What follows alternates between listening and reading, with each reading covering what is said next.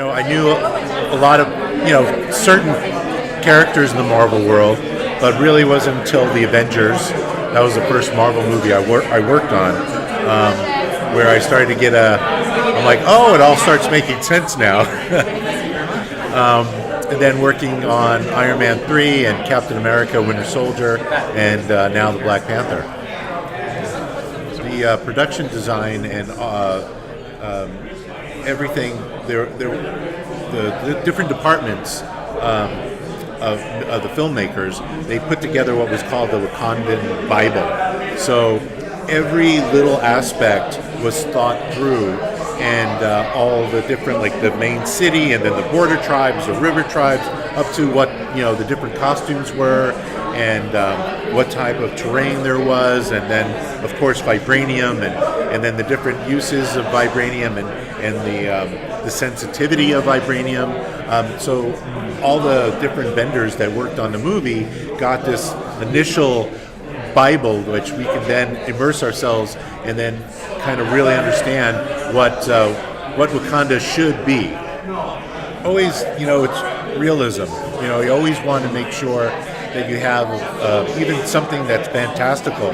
You want to ground it with something that somebody's or you've already seen, or some aspect.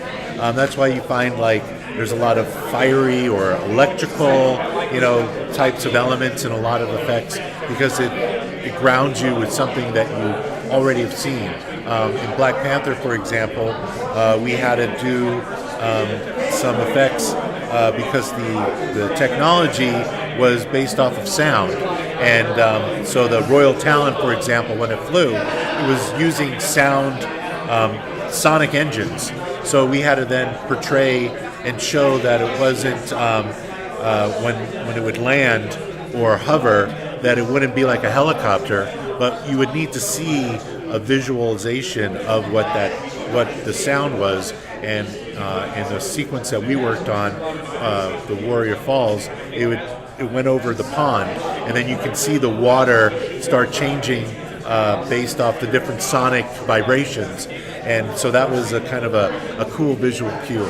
So well thought out, the whole movie, and Wakanda, even down to anybody who lived in Wakanda had a tattoo on their bottom lip, and even that was trying to come up with something that was visible and that was different, and people even got to the point where the director changed, because it was in Wakandan alphabet, and so originally it just said Wakanda, but then he wanted, because the people that were showing the tattoo in the movie during the scenes that we worked on, they were actually war dogs. So it actually said war dog in Wakandan. And that was a change we made very, late in the game, because that's how meticulous the world was. It was like, even down to something nobody would understand. But if somebody stopped the frame and then looked at the alphabet of Wakanda, they would see that it said war dog. Was there a scene or anything that you liked the most? To be honest with you, I think the Iron Man 3, we were given the opportunity to destroy Tony Stark's mansion on Point Doom in Malibu, and I have to tell you that was really rewarding, because first of all, Point Doom is a park, a national park, so we had to stay a certain distance around it, so we couldn't just shoot helicopter footage and get real close, so we had to completely make that whole environment all digital.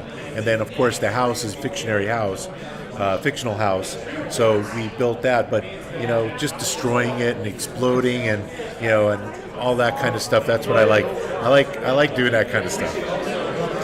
Like the living room and the first floor and the garage were set pieces, and then we had to do everything else, and then having it just sitting on the edge of the Point Doom, and then the collapsing, and not only just collapsing, but then going into the water, and then having a whole sequence of under the water.